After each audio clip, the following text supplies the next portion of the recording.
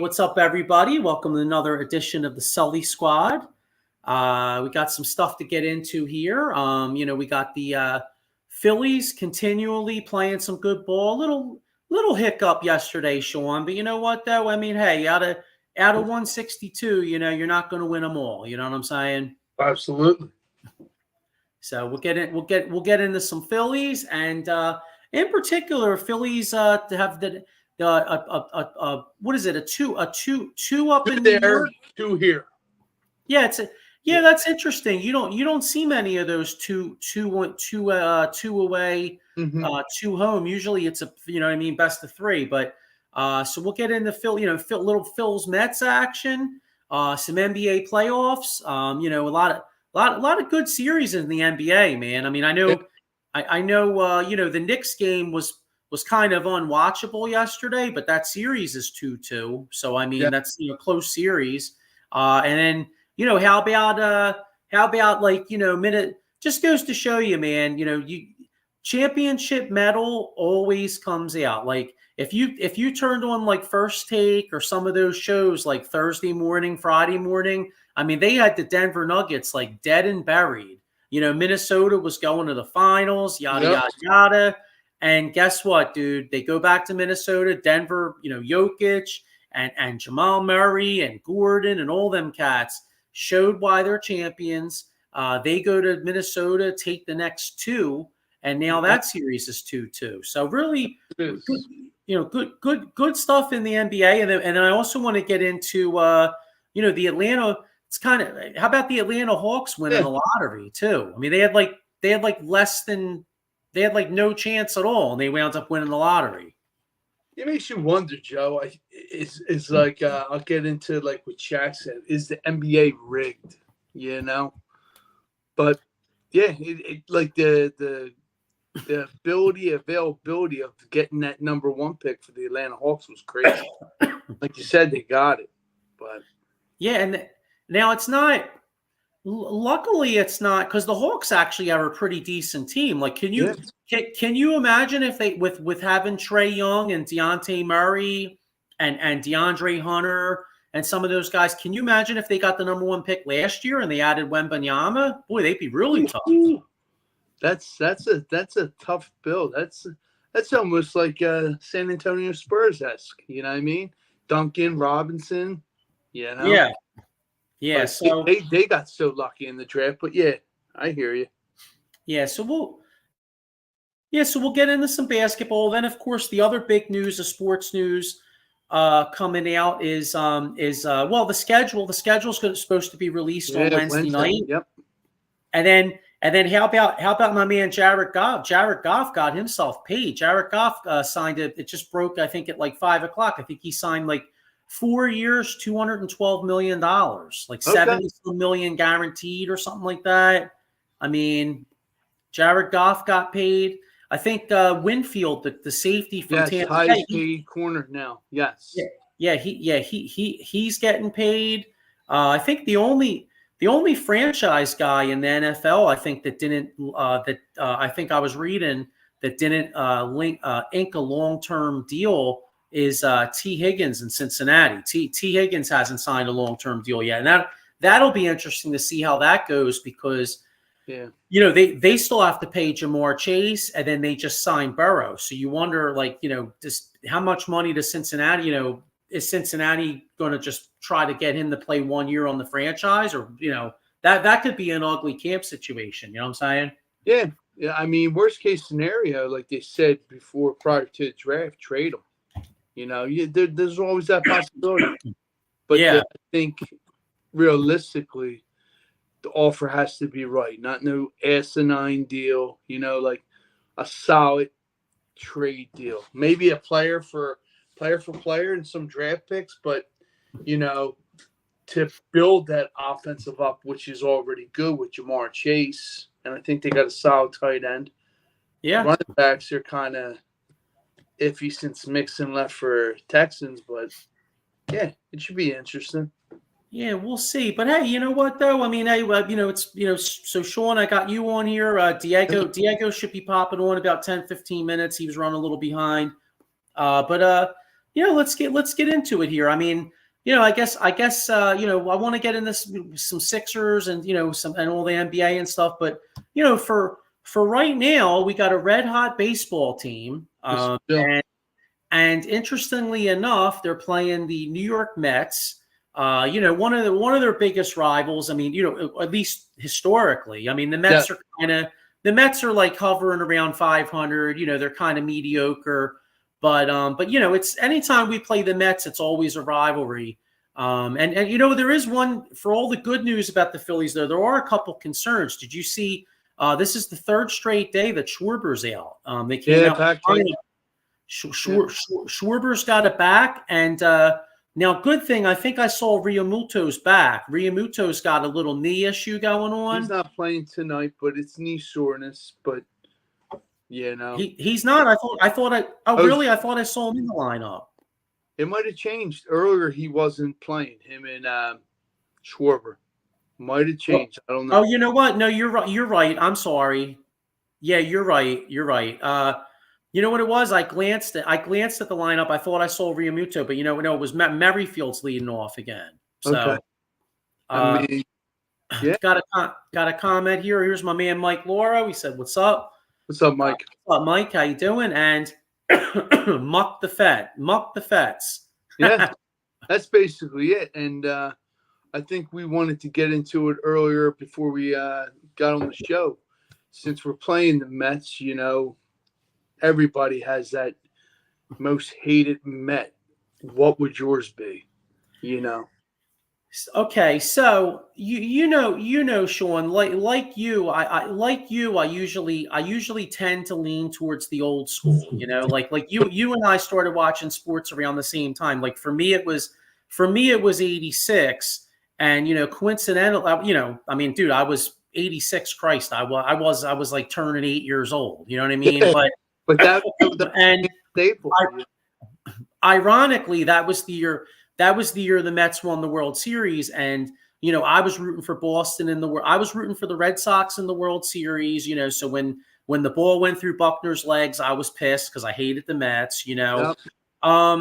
So like, but I have to be honest with you. Like, if I had to go old school, I would probably say Gary Carter, because Gary Carter, I think I was trying to look it up, but I think Gary Carter is one of the all-time leading visiting players for home runs at the Vet for visiting players. Gary Carter used to kill the Phillies, but I'm not going there. I'm actually not going old school because back then the Mets kicked our ass and we sucked. I'm going to the 07-08 era, and when both teams were good, and I'm going Jose Reyes. I couldn't fucking stand Jose Reyes, bro. I mean, that dude would get big hits against the Phillies. He would talk shit. He would sit there and could do one of these Johns where he's like looking, you know what I'm saying? And so I couldn't stand him. And the best part about the 07, 08, 09 era was that the Phillies got the best of the Mets. So it was great. So that dude talked shit and I couldn't stand him. But at the end of the day, the Phillies would win. And the greatest to this day, other than us winning the championships, obviously the Super Bowl, World Series, whatever. Yeah. My favorite newspaper cover was the back of the New York Post the day after the Phillies came back from 7 down with 17 to go. And it was Jimmy Rollins smiling because remember he predicted the division. Yeah. To this day, that's like one of my favorite newspaper back articles. Yeah. Because remember, headlines, yes. They talk shit on Jimmy Rollins all year that year because he came out, he put his balls on the table. And if you remember, Sean, not only did he put his balls on the table and pick them to win the division, he won the friggin' MVP that year. So Jay, you know what I'm saying? Like J-Roll put it where it was. He won the MVP in 07. Yeah. I mean, he talked the talk and walked the walk. Yeah, absolutely. I didn't mean to get long-winded on the answer, but Jose Reyes is my answer. How about you? I would have to say Howard Johnson. And like Mike Laurel said, as athletic as they were, it's Gooden and Strawberry. But for me, Darryl Strawberry, and it's funny. I I don't know if you remember this, Sean, but maybe you, but around a year ago, you know, our man Ken Fry, he does a great show called The Bat Cave. He's a Yeah. Mets fan, and you know, and you know, I do the old school every once in a while, and it's usually based on Philadelphia. But around a year ago at this time, I actually did an old school show with Ken, and we did it on the 1980s New York Mets, and we basically, you know, as much because listen, as much as I hate the Mets, I had to give them mad respect because in the decade of the 80s, you know, they sucked in they were Yeah. fucking terrible in the 70s, right? And we basically did a breakdown on how they built the team. You know, they drafted Strawberry #1. You know, they drafted Gooden. You know, and then I think around '84 they traded for Gary Carter. You know, they brought guys like Howard Johnson on, and how they built that team up through the '86 championship, and then conversely, like a few years, you know, and '88. A lot of people say they should have won in '88. They blew. That was they won like 101 games in 1988, and they lost to the Dodgers. The Dodgers found a way to beat them. That was like the Oral Hershiser year where he had like all those scoreless innings, and then the Kirk Gibson year. Remember Kirk Gibson where he hit that homer off Eckersley? He hit that ball half with his upper body. He even showed it this week on MLB Talk. Yeah, I mean, the Mets were good. Yeah. But unfortunately, we're going to kick their ass. Yeah. So, but anyway, I mean, yeah. So anybody out there, you know, even though, you know, obviously we're Philadelphia fans, most of the people watching this, but you know, if you want to watch a you know, a show about a rival, it's you know, we did it last year, but yeah.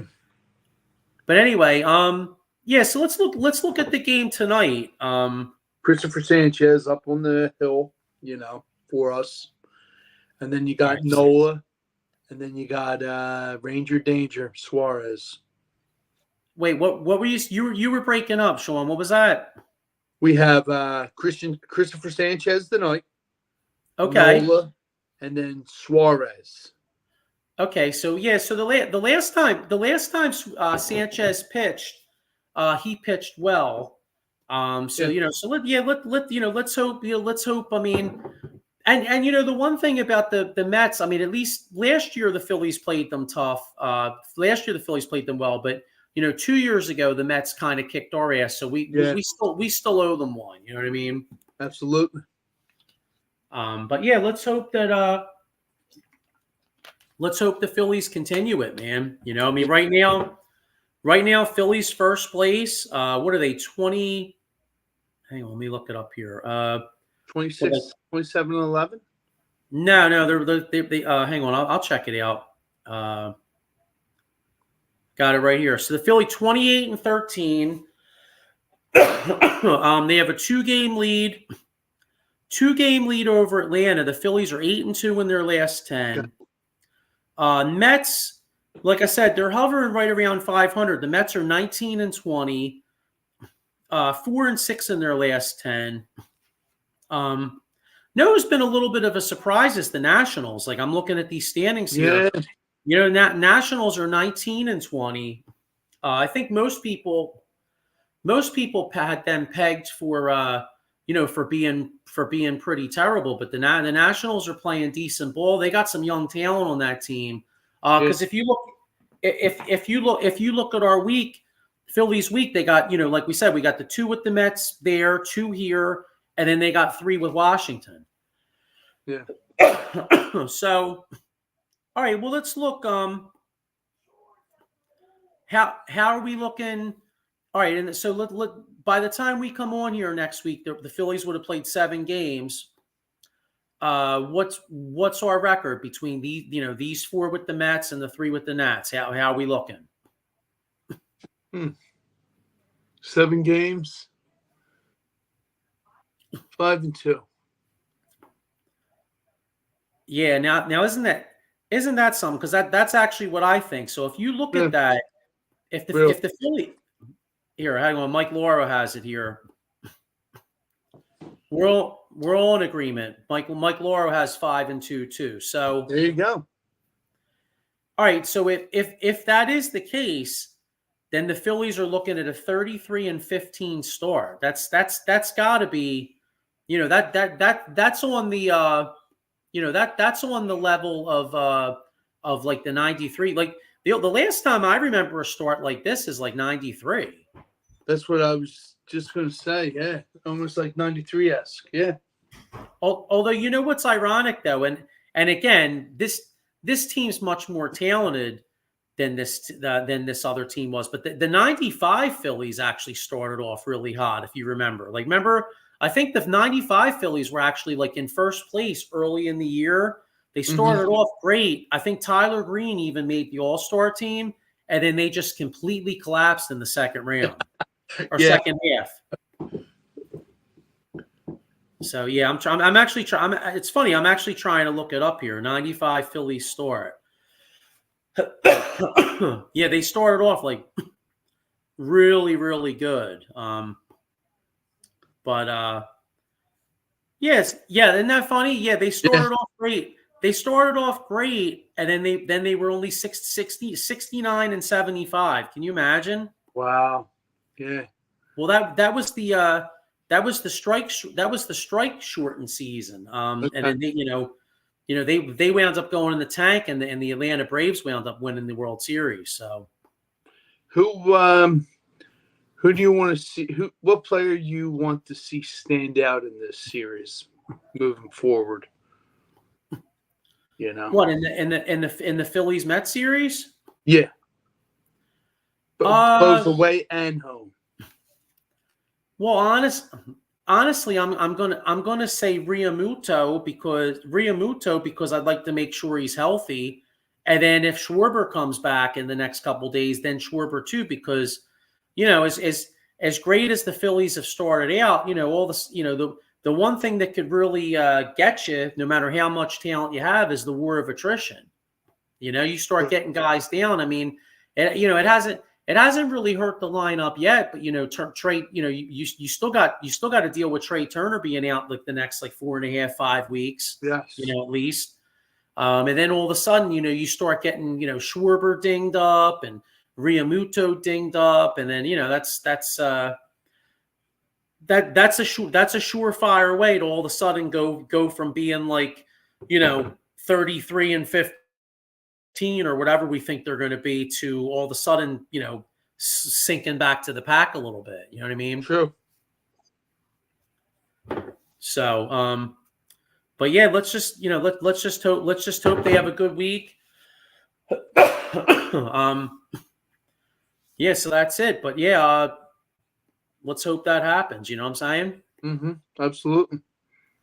So, but anyway, but moving on here. I mean, I got NBC Sports Philly on, and they're talking about like birds huddles on. So this Wednesday, the schedule comes out. Yeah, NFL schedule comes out, and obviously the Eagles already knew their opener. They already knew they're going to be in Brazil the first week, first Green Bay. Did you see they came out with the they leaked the first game, the opening night's actually going to be a hell of a game, Baltimore and Kansas City. Chiefs and Ravens, yeah. I don't know why they did that. It would have been nice, just to start it off with a bang Wednesday with that. But like you said, everything always has a leak and something has to be said and done. But yeah, I mean, it's going to be a hell of a game.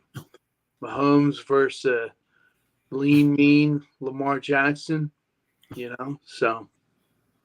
Yeah, I was going to say, well, Baltimore fans will be pumped for that one because they want to get that revenge, I mean, if you're a Ravens fan, I mean, and I'll tell you what, like, if you think about it, all these years, the Ravens have been good, that's the second time they had home field advantage with Lamar Jackson and these guys. And, both times, neither time they got to the Super Bowl. So, those guys are hungry. You know what I'm saying? Oh, they got it marked on their calendar. They're ready.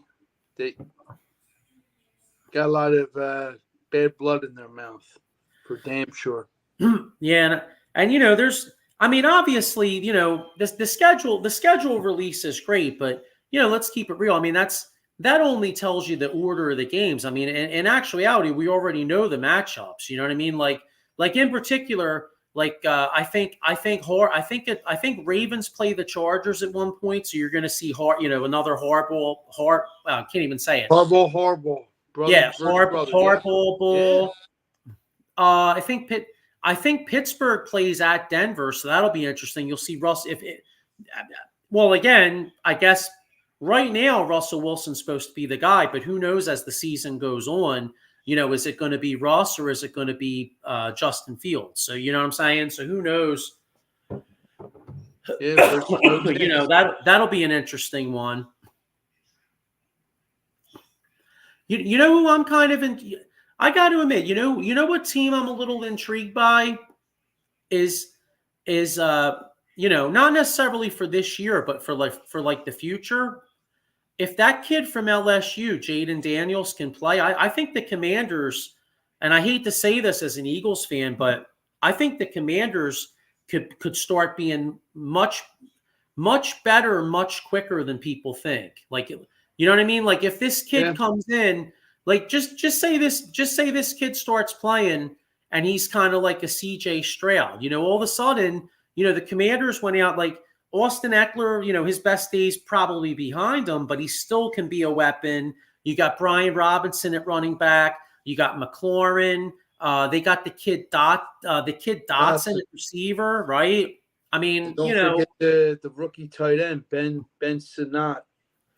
Yeah, so he's a big boy, but you're right. They have it slowly but surely. A nice team. Here's got a comment here. Here's Kenny Fry. Let's go Mets. LOL. Like I said, as mentioned before, you could check Kenny out on the Bat Cave.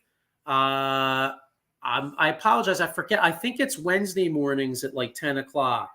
But he does a great job. And like I said before, we did a interesting old school show on them last year. So, but yeah, it's and sorry, Ken, but I can't say let's go Mets. I have a hard time. I was starting to stutter before I even could say it. You know what I mean, Sean? Yeah, just say let's go Fets. Mm-hmm. There you go. But yeah, I mean, hopefully we see a nice little series, So, but yeah, I think we're still the beast of the East, with the additions of free agency, undrafted free agents, and our draft class. I mean, I'm looking forward to seeing what this team's all about. And it all kind of comes down to Jalen Hurts, See what he does with this new offense without Brian Johnson. Moore runs a lot of motion under center, involves the tight end. I mean, yeah. What more could you ask for? You got great 1-2 combination wideouts. AJ Brown and the Slim Reaper. You got a reliable tight end when he's not hurt. Dallas Scott, he's involved. And now you got the giant killer coming over here, Saquon Barkley. I'm hyped up to see how good of a run game that we do with Saquon, because the dude's a beast. Squats over 600 or 600, regardless. That's crazy, And I'm just curious to see how this offensive line does, with Juergens moving the center, and a lot of free agent acquisitions, Lane, Hennessy. I mean, Mulata and Dickerson. I mean, we'll be good, but I just want to see them on the field where it all begins. Yeah, I mean, and that to your point, I mean, that's one of the things I'm really intrigued by is use of motion, because this team really didn't do any motion really last year, and one of the things that motion can help with, sometimes it forces the defense to show the kind of coverage they're in. And if you remember, one of Jalen Hurts' biggest, towards the end of the season last year, one of the biggest problems the Eagles had was with the blitz. I mean, they can't, and so it makes you wonder, like, all right, well, who was it for? Was it Jalen? Was it the coaching combination? Yeah. So you could say a lot of things about Kellen Moore, but Kellen Moore at least has experience in this league. I mean, Dallas had a pretty potent offense under Kellen Moore, and so maybe this motion will help. And so we'll have to see what happens with there. Did you happen to see because to speak on that, both coordinators finally spoke last week. I mean, you heard Kellen Moore come out, and also I kind of liked what Fangio kind of had to say. Like to me, Fangio seems like such an old school coach. Like Yeah. he basically was out there saying he's hoping they have a little bit more practice time. He wants to instill the defense, and he was saying how he wants these guys to learn the defense early and get like their fundamentals and know their checks, know what they got to do. And he basically said that he wasn't going to he wasn't going to try to out scheme another team. That basically, like if they're getting the ball moved on them, that they're going to have to go back to their fundamentals. You know what I'm saying? Yeah, absolutely. Like Fangio's that old school defensive guy. Supposedly 3-4 defense. We have all the right players there for the taking, but can they produce for him? You got your Jalen Carter, who he's really on. He's looking forward to seeing him have a big season. Jordan Davis, how does he do? And the Jackson Hunt, and then your the guy from the Jets that we acquired, who's going to be in Hassan Reddick role. I mean, and our secondary, what an upgrade. You couldn't ask for anything better. CJ GJ, you got Quinyon Mitchell, you got Cooper DeJean, Slay, Burntberry might be out of a job. So, I mean, I'm just looking forward to it. Like me, me in defense. I love defense wins games, and I love just what we have in this defense. And then for me, an undrafted free agent, I think Gabe Hall's going to be he's going to crack the starting lot. Like he's going to crack the roster, I should say. Yeah, Gabe Hall from Baylor. Yeah, it's fun. Yeah, it's funny you mentioned him because we touched on him a couple weeks ago when we were talking about the draft. Yeah. Everything I was reading about the kid said that he was projected to go in like the fourth round, fourth round, and for him not to get drafted, it kind of it makes you wonder, what maybe, I don't know, who knows? I mean, I'm not to speculate, but maybe there's something with an attitude character or something. Yeah. But I'll tell you what though, they're the kind of guys you take chances on as undrafted free agents. Maybe you bring him in the camp, you see what he could do, and and you take it from there. And here's something that I was thinking of too. Did you see Kenny Gainwell made some comments about this? Yeah, how about that? That's another thing. I think the issue's still there. Your thoughts? Well, somewhat, not major, but it's there. So I'm going to make a prediction here. All right. So now we talked on how Britton Covey or whatever was a good punt returner last year. Opened his mouth, yep. But that's all he could really do is punt return. So I'm making a prediction right now that I think Covey winds up getting cut because one of these new kids that they brought in, the receiver they took in the 5th round, Aeneas Smith, Texas A&M. Yeah, 5'9", 134. Yeah, he's a return guy. Cooper DeJean. He could return. Rodgers. Yeah, I mean, it's pick your poison, like we said, Joe. I like Covey, but teams don't like that shit. You know what I'm saying? And with Gainwell, now the thing that Gainwell has going for him is there's not a lot of depth at the running back position, so he probably, his job's probably a little bit more safe.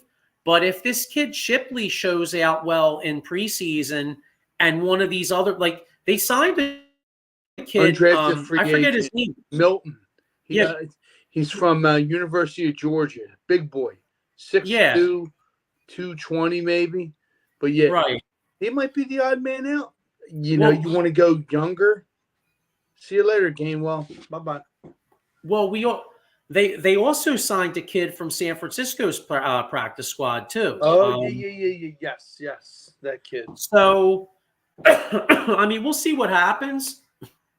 And like I said, I mean, the coaching staff seems to like Gainwell to a point, but he is only signed through this year, and I really don't think that they like when these NFL teams throughout history have not liked it when bit players talk shit. Like, not that he was necessarily talking shit, but when bit players like give away like locker room secrets, like they don't like that shit, man. Like a lot of times you see guys like that go walking. Exactly, like airing out dirty laundry. They want you to keep it behind closed doors. But like you said, it's always that one or two guys that got to open up their damn mouth, and basically it's like a can of worms, And just like you said, an organization like this, the Ravens, even the Cowboys, they don't like that shit because you kind of taint the image and brand of that team.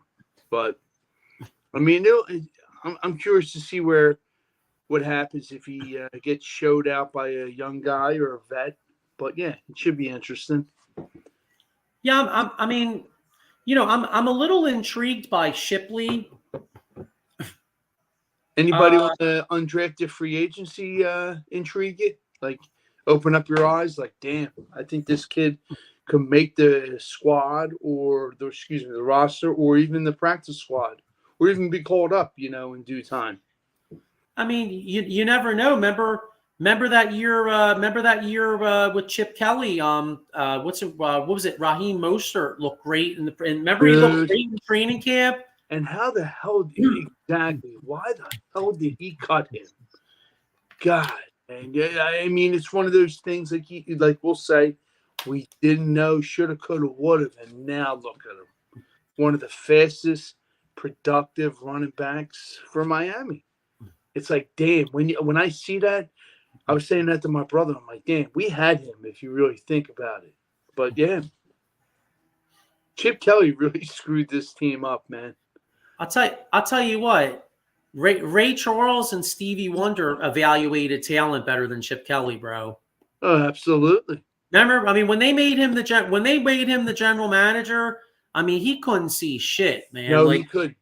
Here's another guy.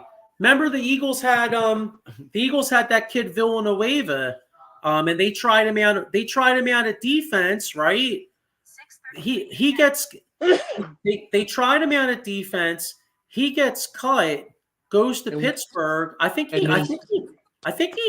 started the O-line. He was a staple. He was their left tackle. I think he actually made a Pro Bowl or two. Yes, he did. Yeah. You got that right. And then since we're on the topic of Chip Kelly, you got Chip Kelly. He trades Shady McCoy. Shady McCoy don't even know. His agent calls him. And he's like, yo, just let you know, I got traded to the Buffalo Bills. He's like, nah, man, what did I get traded for? He's like, a player. He's like, well, who's the player? Kiko Alonso. He's like, who? So he had to even do his research on Kiko Alonso. And he's like, why the hell did I get traded for Kiko Alonso? Come out to figure, where did Kiko Alonso play? Oregon. So, and then, I mean, it's just he did a lot of guys dirty on that team. Because I don't know if you've seen the Instagram that I sent you. I think they called like each individual player, like, yo, what was your thoughts on Chip Kelly? Trash, garbage. I mean, we all know how the history goes. Yeah, did you see Jason Peters? Jason Peters was like, yeah. Got a comment here. Ken Fry agrees. He said Villanueva started many years for Pittsburgh. Very good lineman. He was a good football player, man. He was almost like a mulatto, like how he just transformed and produced, played. Yeah. Yeah, exactly. I mean, he wasn't like you said. I mean, he wasn't quite on the level of mulatto, but he was very good, and he did make a Pro Bowl. So productive. yeah, and to think that the Eagles had him here and they didn't even think to try him at left tackle. You know what I mean? They just tried him on defense and that was it. Yeah. But hey, you know what though? It is what it is. I mean, it's been established that Chip Kelly can't evaluate talent. You know what I mean? Yeah. And threw Howie in the janitor's closet. You know what's funny though? That when you really stop and think about it, like that, not to kiss Howie Roseman's ass too much, right? Don't do it. No, because listen, if he's watching, he's gonna like it. No, listen, Sean, because Sean, like, Howie's made his mistakes. I mean, as obviously as we know, the Justin Jefferson, we can rehash a lot of bad draft picks. We all know that. But the bottom line is just think about this for half a second. I am. 10 years ago, it's 2024. So you figure the 10 years ago, Howie was banished to counting jock straps. You think about it.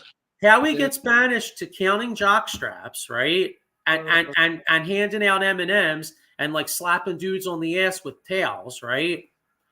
And then 3 years later, or 2 years later, I guess it was 2015, he's GM of the year, wins the Super Bowl. Then the Eagles are kind of successful. They make the playoffs a few more years. Yeah. And think about it. He screws up with Jalen Reagor was like one of the all-time worst picks ever. But Sean, but the very next pick he takes Jalen Hurts. It might have been the best pick he ever made. You're right. And think about the ball. Think about the fucking balls it took though to take Jalen Hurts when you already signed Carson Wentz. You know what I'm saying? Like exactly. But it almost makes you wonder. Like when they did that, Joe, I'm like, what the hell are we doing drafting Jalen Hurts? Nothing for nothing. Great dude, I was but pissed, I'm like, bro. I forget what player was there because I was talking back and forth to Maurice on the phone line. We drafted Hurts, but there was a defensive guy, and was it Jeremy Chin? I think it was, Joe. Because I remember I think we were texting or something. All three, just going around. I think it was him, and I'm like, you got to be shitting me. We draft this kid, and lo and behold, look at what happened with Wentz. I know. It was almost like a blessing in disguise, and you didn't really think until now, because I was pissed that we drafted him, but it all in all worked out. I'd make the argument to a point that everything happens for a reason. That maybe only a guy that got banished to counting jock straps and could have the friggin' balls to make a pick like that. And it also goes to the point. Let's be real with it too. They obviously, even though they signed Carson Wentz, they obviously didn't 100% agree with them, because I don't give a shit when anybody says. I know they said in that draft that they picked Jalen Hurts to be a backup. You don't take a quarterback in the second round to be a backup. No, that's exactly. There's a reason for that. You're right. Exactly. I think they sat down with him and they really believed in him. And if you remember, 2012, Russell Wilson was their white whale. Remember the Eagles were going to take Russell Wilson in 2012, but they got too cute. They wound up, I believe, taking Vinny Curry, who was a really good player, but then Seattle jumped him in the third round, and Seattle got right in front of the Eagles and took Russell Wilson. And then, ironically enough, the Eagles took Nick Foles. So, again, everything happens for a reason, Yeah, I remember that. Yeah. But that's... There's, it is amazing though when you stop and think about like some of the great like what ifs in sports, like you know what I mean, like the Eagles wind up winning the Super Bowl in 2017, right? But like we just mentioned Russell Wilson, like Like, what if they did take Russell Wilson in 2012? Like, Andy Reid might have never been fired. You know, if you think about it, because Russ came in. I mean, I know although, you know, that would have been interesting because they had Mike Vick in 2012. So I don't know how that would have worked. But you saw Russ came in right away and cooked right away. Yeah. I mean, it makes you wonder, like how explosive would it have been? What would it have been? You know, it's a lot of what ifs. And can you imagine Russ would have came in and had weapons of Deshaun Macklin. Well, they had Brent Selleck at the time. That was before Ertz, but Deshaun and LaShawn McCoy. He would have had better weapons in Philly than he had in Seattle. You know, I mean, Seattle he had Marshawn Lynch, but I mean, in Philly, offensively, Russ would have had some serious weapons with that team. You would have seen a very mobile throwing and running quarterback. That's what I think would have been the reason and cause with him. But yeah, imagine. But like you said, the what ifs. That's, you know what, I could do a show. Sure. What ifs? Yeah, I want to do a show maybe in the summertime. Ken Fry says, was the defense good back then? Not really, because we were coming off the. I mean, in 2012 they took Fletcher Cox in the first round. Yeah, they took Kendricks in the second round. Yeah, defense was a little weak. You had Nnamdi Asomugha they were saddled with, and he sucked. And I know Ken's a Raiders guy, so Asomugha was really good with them. And as soon as he came to Philly, I mean, he forgot to play football, man. Like he was trash, dude. Yeah. No, what's fucked up though? I remember that night. Do you remember the night they signed Asomugha? It was a Friday night, and I got home from work and it said the Eagles got Asomugha, and we were going nuts. And then, dude, 2 hours later, the Phillies traded for Hunter Pence. You remember that? It was the same night. It was crazy, dude. And I remember I was at this bar. I was with my boy Mark Weathers. We went out for happy hour, and I was at this bar in Doylestown. I can't remember the name of it. It was great. It used to have it was like an old head spot. Bobby Simone's. It was called Bobby Simone's. Dude, on Friday nights it was banging, right? They used to play like this old school music. It was like, you know, like 70s, 80s type shit. And it was awesome. And I remember being in there, and it was like, yeah, Eagles got Asomugha. And then like I high-fived this dude, like this total stranger dude. And I'm like, bro, we just got Hunter Pence. And we're like, shit, we won in the World Series and the Super Bowl. And then, dude, we didn't win shit. You know what I mean? But like, ain't it funny? Like how, you know what I mean? Like how things happen. Yeah. Yeah. Got another comment here. Ken Fry says, only win the Raiders got that year was trading him to the Eagles. Yeah.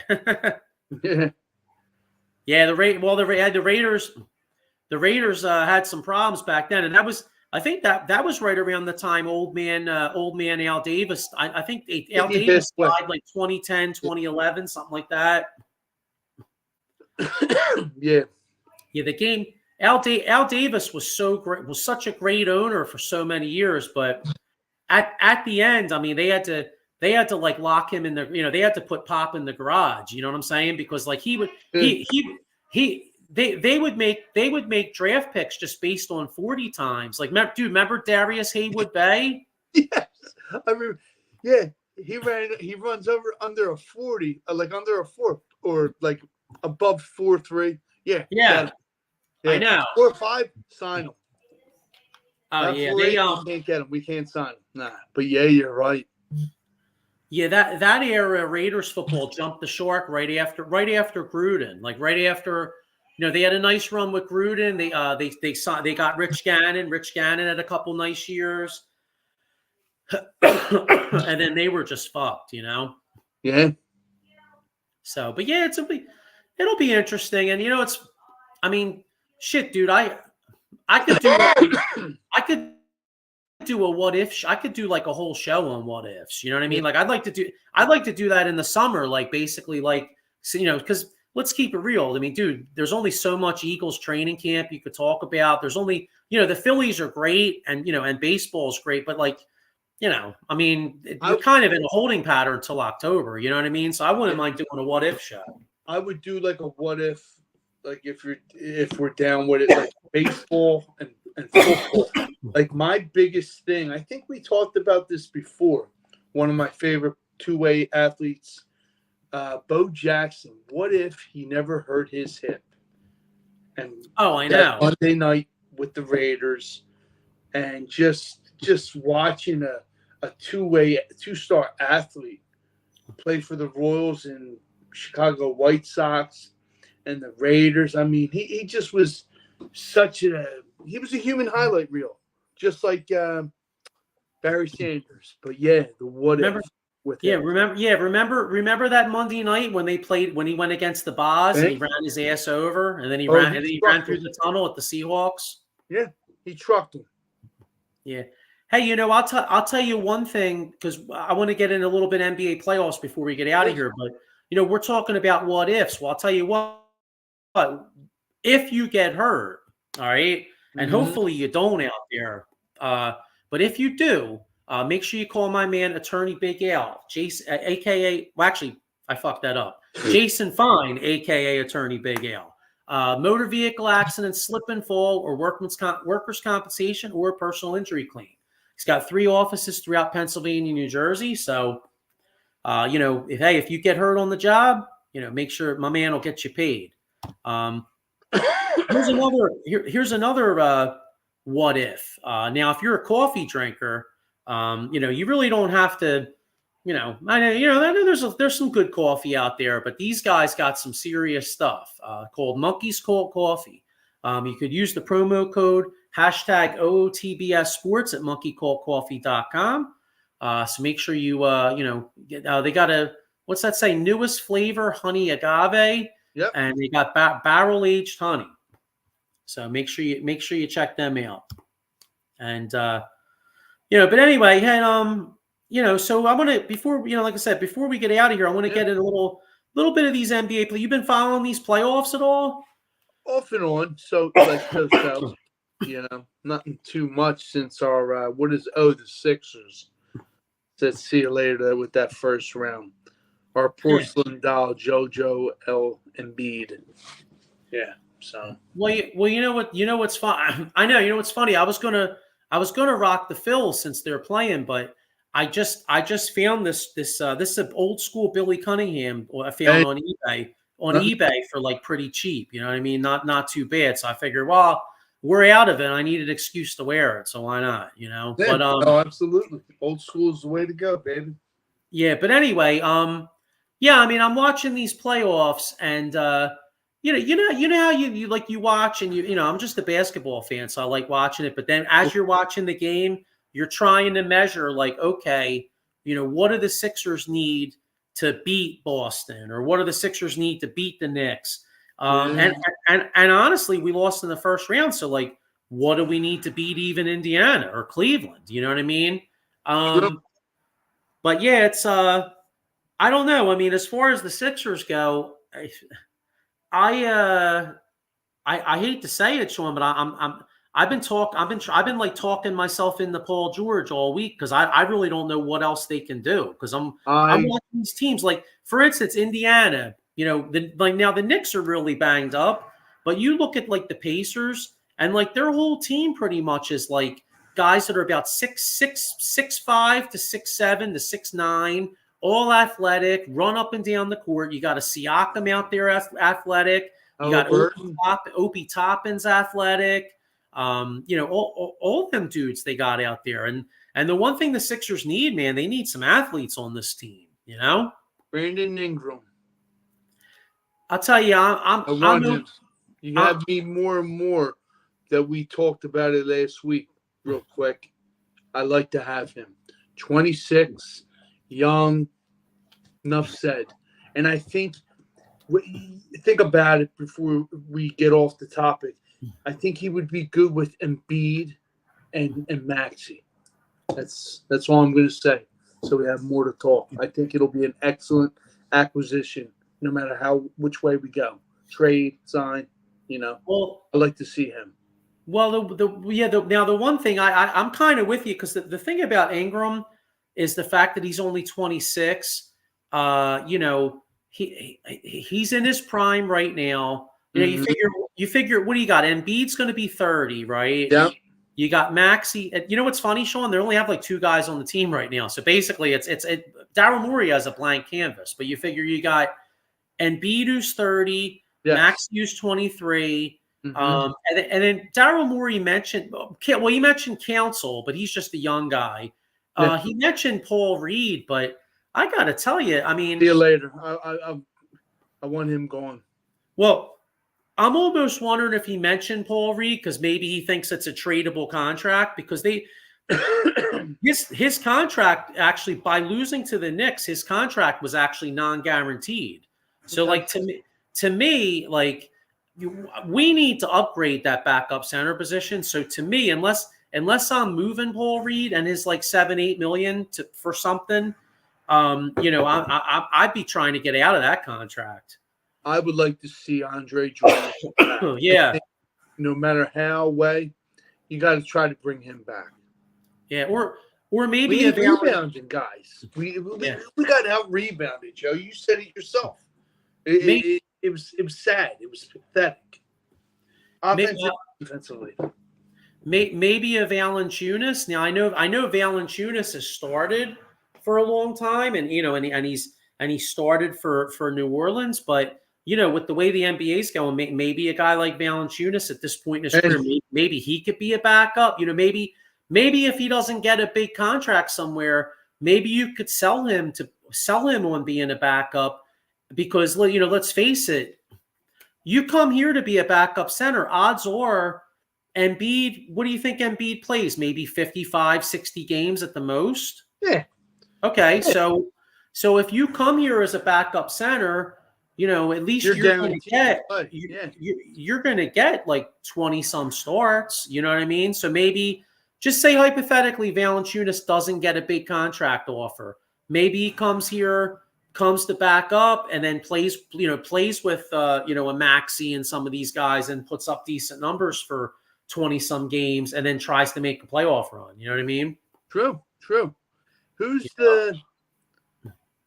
the Australian dude that played? He played for OKC. Steve something. Steven Adams. I like to see him. I like his grittiness, little toughness, but who knows? Yeah, but he's. I don't know what his contract situation is, though. Yeah, I just threw that name out. The reason why I say that is to kind of be like that instigator, the guy that get shit done. Little firecracker, but yeah. Yeah, I mean, we'll see. It's that the one. The one thing, this will be the first off season where Morey's had a chance to cook, because he was saddled with Tobias Harris's contract. Yeah. He first came in. He was saddled with Al Horford's contract. You know what I mean? So, 2000. No, that's not it. Yeah, I'm trying to. Steven Adams contract here. So Steven Adams is with the Rockets. You know what? I'm listening. He makes over $12 million. You're not going to pay $12 million to a backup center. So he's out. Okay, see you later. Sorry, Steve. Yeah, he's with Houston. Now, interestingly enough, that's one of the things that came out of the draft lottery. Like, you saw the Atlanta Hawks won the draft lottery. Well, the Houston Rockets have the 3rd pick. Now, there's another guy, another target of the Sixers, in my eyes, would be Mikal Bridges from the Nets. Yeah, I like that too, Joe. I like that. Yeah, but the Rockets having the 3rd pick is a major blow to that, because I was reading online that they said the Rockets could possibly be interested in Bridges, and if the Rockets a few years ago, the Nets traded some of their 1st round picks to Houston for James Harden. So the Rockets could basically offer, if the Nets wanted to rebuild, because let's be honest, Mikal Bridges is a nice player, but the Nets aren't winning shit, right? No, they're not. All right, Absolutely. so say the Nets want to rebuild. Instead of paying Bridges, the Nets could trade Bridges for like a couple expiring contracts. Like for instance, the Steven Adams, the Rockets could theoretically trade a guy. You know what I mean? Like they could package that $12 million on an expiring deal, Yeah. along with something else to add up the salaries. The number 3 pick overall, they could give the Nets their first round picks back, and then the Nets could start a rebuild. And the one thing about that is, you know, being in Brooklyn, you know, you saw a few years ago when KD and when Durant and Kyrie Irving signed with Brooklyn, you know, they can get free agents. So if I'm the Nets, that's something I would consider. And it's kind of bums me out as a Sixers fan, because I was hoping maybe the Sixers could go after Mikal Bridges. But if Houston wants to make an offer for him, they got a lot more to offer right now than we got. Yeah. You know, we're kind of screwed. Yeah. Sucks. which is why I find myself I'm talking, like I was telling you, I'm kind of talking myself into Paul George, or, you know, maybe a Brandon Ingram if that would work. But, you know, the problem with Brandon Ingram is there's going to be a lot of teams out there looking for a guy like Brandon Ingram. Cleveland likes him. Yeah. I forget that it's us, Cleveland, I believe Atlanta. You know, he's been on 2 shit teams. I think we said that before, you know, and coming here, you have kind of a winning pedigree. You know what I mean? You're playing with the 1-2 punch, 2 of the top tier guys in the NBA, if not. Yeah. You know, so that would be the smart choice, like you said, Joe. But yeah. So let's hope. I mean, the worst case scenario for the Sixers is to have all this money and then have nobody to give it to, because then if that, like, I am glad Daryl Morey said this, because on his press conference last week, he said that he doesn't want to overpay for a guy just because they have cap space, which they definitely can't do that, because that's what we did with Tobias Harris. I mean, we got they with that. Yep, that's a lesson. You know, they traded. That was one of the darkest days in the Sixers' history, if you think about it. They signed Tobias to a 5-year deal. They signed Al Horford to a long-term deal, and then they traded Jimmy Butler to Miami. Talk about 3. And then that summer they signed Ben Simmons to a rookie extension. I mean, you talk about disaster after disaster of kicking the balls. Yep. You know, so now there are some other guys I wouldn't mind getting that aren't max guys. Like, you know, all right, for instance, say the Sixers could make a trade for Brandon Ingram. You know, there's a guy like Malik Monk out there. Like, I wouldn't mind bringing a Malik Monk to come off the bench, you know, something like that. You know, and I'd like to keep Kelly Oubre. I'm hoping maybe they keep Oubre. I'd like to keep our bench players. Who stays, who goes. I want Campaign. Yeah, dude. I wouldn't mind keeping Campaign. I'm cool with keeping him. The only problem with him, and I'm cool with keeping him, is he's not really like I don't really consider him like a legit like point guard. Like, he's more like a combo dude. Yeah. So like you could bring Campaign back, but I think you might still need a guy to like kind of run the second unit like for a number of minutes. You know what I mean? Mm-hmm. But and Buddy Hield, you know, I'll tell you what. I know Buddy Hield. I'm curious to see what he gets on the open market, because I know he looked like shit, you know, with us to a degree. But I still am a little intrigued to see what he could do with a little bit more chemistry. Like, you know what I mean? Because if you think about it, like Buddy Hield, you know, Embiid comes back, everything's kind of mumbled up. I'd kind of like to see what he could do on a second go around, because the guy like with a healthy Embiid, exactly. You know what I mean? So at least, well, I should say at least he could shoot until he came to Philadelphia. Then he couldn't shoot until game 6. He was like a guy on a milk cart. Yeah, you're right. He was lost. So all right, well, that's the Sixers. But all right, before we get out of here, let's how about if we do some predictions on these series? So, Yeah, bro. all right. So, couple big game fours tonight. I'm not just going to ask you on the just strictly the game fours, but series in general. Game 4 tonight, the first game, you got Boston at Cleveland. Boston's favored by 8.5. Boston's up 2-1. How's that series going? Is Cleveland going to take another game or two and scare them, or is Boston win the next 2 and put them out? Boston's going to win because somebody's out of that game for Cleveland. I just seen, and I think it's Donovan Mitchell. Oh, I didn't see it. Well, if he's out, then fuck it. They're totally gone. Yeah, I believe so. Okay. All right. And how about the other series? The other game later tonight's actually a really good matchup. You got OKC at Dallas. Dallas is up 2-1. You like Dallas?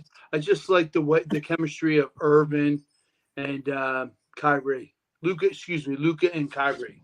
And then there's they got a lot of players that play better when they're on their game. Yeah. So I'll take Dallas. Okay, so now is that just for tonight, or you like Dallas in the series and Boston in the series? Yeah, both of them. I like. Okay. Yes. All right, and then fast forward to tomorrow night. Tomorrow night you got a pivotal game 5 in New York, Indiana at New York. Pivotal game 5. That series is 2-2. The Knicks just looks totally beat up, man. They look like they're on their, they're really, the war of attrition is catching up to them. And then you got Minnesota at Denver. Minnesota looked like world beaters the first 2 games. Denver came back, showed the championship medal. Who do you like in those series going forward? I hate to say it, I like to see an upset Minnesota taking out Denver and what's the name? Indiana, baby. Screw you, Knicks. All right, yeah. So I'm kind of right there with you. I think Cleveland shot their load in game 2. I think Boston wins the next 2, beats them in 5. The other game tonight, the Dallas OKC. I think OKC wins tonight. I think that series is going 7. Honestly, I think OKC wins tonight. That goes 2-2. And I like Dallas. I like Dallas because of their 2 stars, even though it's in OKC.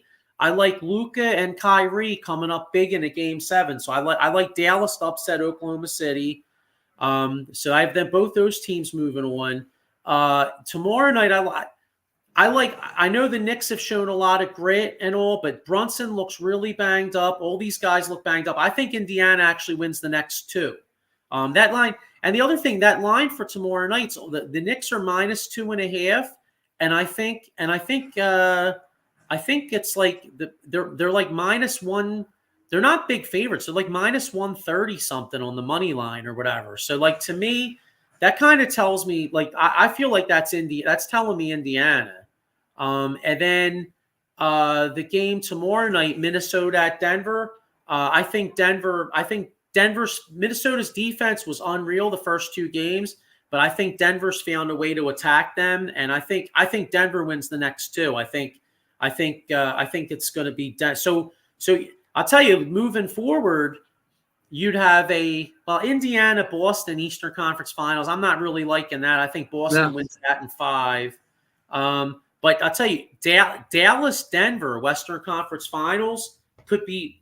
I think Denver wins, but that could be highly entertaining, though. That could be some good basketball. Oh, absolutely, damn right. But hey, here's the hoping that Daryl Morey can make some moves to put the Sixers in this position next year, and here's the hoping that Joel Embiid could actually be healthy for once. Might have to get like a vacation. Yeah, relax, and refresh and regroup. Yeah, but anyway, yeah, man. So that's our picks. So I guess I guess we'll get ready to wrap one up here. It's been real. By the time we talk next week, hopefully the Phillies are at worst 5-2. I mean, shit, if we're gonna hope for something, let's hope for 7-0. You know what I mean? But hopefully at worst 5-2. And then we'll see what happens in these NBA games. And next week, hopefully we'll have a guest on to talk about the NFL schedule.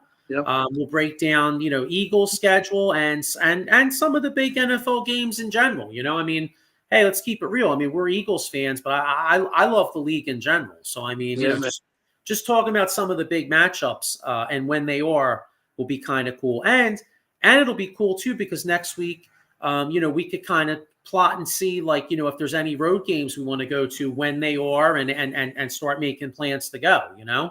True. And before we go, I didn't pick my Phillies player. I'm going to say Brandon Marsh. Okay. All right. Well, let's go Brandon Marsh. Yeah, man. So. All right. Well, listen, we'll be back next week. Sean, have a good one, bro. And go Phils. Go Phils. See ya. Later.